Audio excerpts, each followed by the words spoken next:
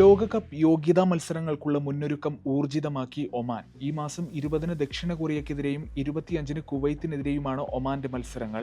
രണ്ടും എവേ മത്സരങ്ങളാണ്. തുടർന്ന് ജൂണിൽ ടീം ജോർദാനെയും ഫലസ്തീനെയും നേരിടും.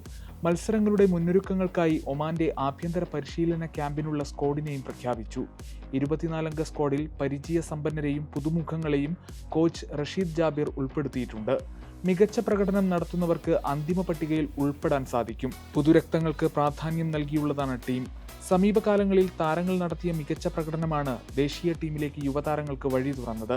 ആഭ്യന്തര ക്യാമ്പ് ഇന്ന് മസ്കത്തിൽ ആരംഭിക്കും. മാർച്ച് 13 വരെ തുടരും. കളിക്കാരുടെ ശാരീരികവും സാങ്കേതികവുമായ കഴിവ് വളർത്തുന്നതിലായിരിക്കും ക്യാമ്പ് ശ്രദ്ധ കേന്ദ്രീകരിക്കുക. ഗ്രൂപ്പ് ബിയിൽ 11 കളിയിൽ നിന്ന് 14 പോയിന്റുമായി ദക്ഷിണ കൊറിയ ഏതാണ്ട് ലോകകപ്പ് യോഗ്യത ഉറപ്പിച്ചിട്ടുണ്ട്.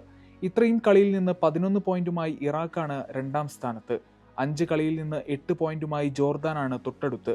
6 കളിയിൽ നിന്ന് ഇത്രയും പോയിന്റുമായി ഒമാൻ 4-ഉം 3 പോയിന്റുമായി ഫലസ്തീൻ 5-ാം സ്ഥാനത്തുമാണുള്ളത്. 5 കളിയിൽ നിന്ന് 3 പോയിന്റുമായി കുവൈത്താണ് പട്ടികയിൽ പിന്നിൽ. ഗൾഫ് മാധ്യമം, മസ്കത്ത്.